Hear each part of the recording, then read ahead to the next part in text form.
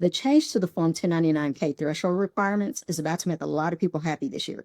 The change affects the reporting of payments you received for goods or services from credit cards, debit cards, gift cards, payment apps, and online marketplaces. Basically, all the platforms most people use every day.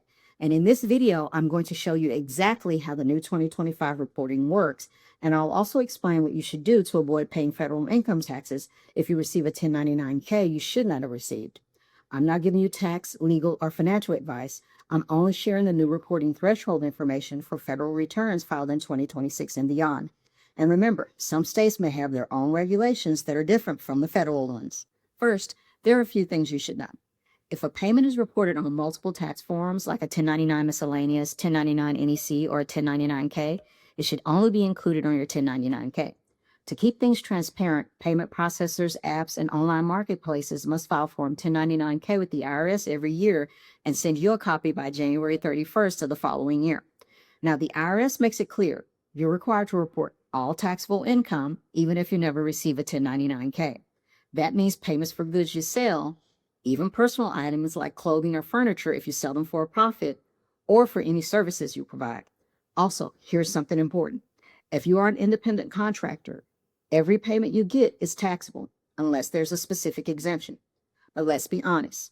Sometimes people accidentally, or even intentionally, leave a little off when they file their taxes. But please make sure you report all your income. During an audit, the IRS goes straight to third parties for information, and that's usually when things you thought were off the radar come to light. So what exactly is a third-party settlement organization?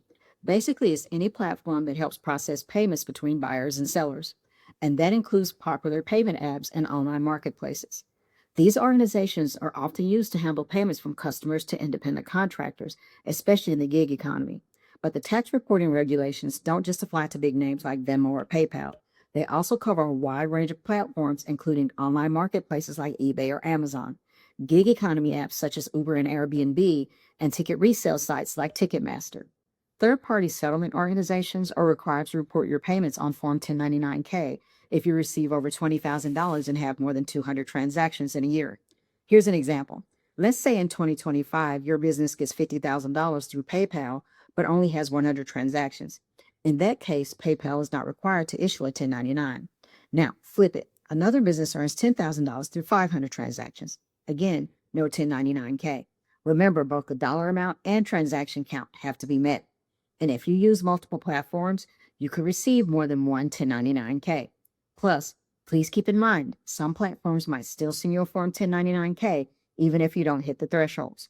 There's one big exception. If the platform has done backup withholding on your payments, they must send you a 1099-K if your total payments are over $600 for the year.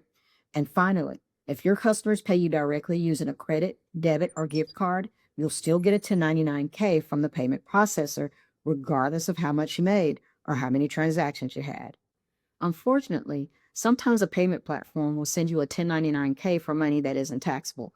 Of course, if you're just getting money from friends or family as a gift or as reimbursement for something personal, that should not be reported on a 1099-K. To try to avoid getting a 1099-K for these things, tag those payments as personal in the app for the payment platform. Hopefully that will help. So, what if you end up with a 1099-K you should not have received? It does happen, and here are some examples. The form includes gifts or reimbursements.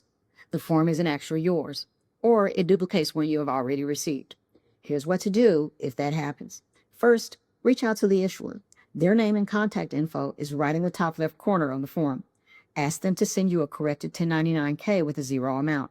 Keep the original form and keep all emails or letters for your records. And don't wait to file your taxes. Go ahead and file on time. Report the amount from your incorrect Form 1099-K in the entry space at the top of Schedule 1 for Form 1040. And one more important point, do not call the IRS to fix the form. They can't correct it for you. Only the issuer can. Hey, and if you want more updates on changes in federal taxes this year, just tap on one of the videos on your screen. I'll see you in the next one.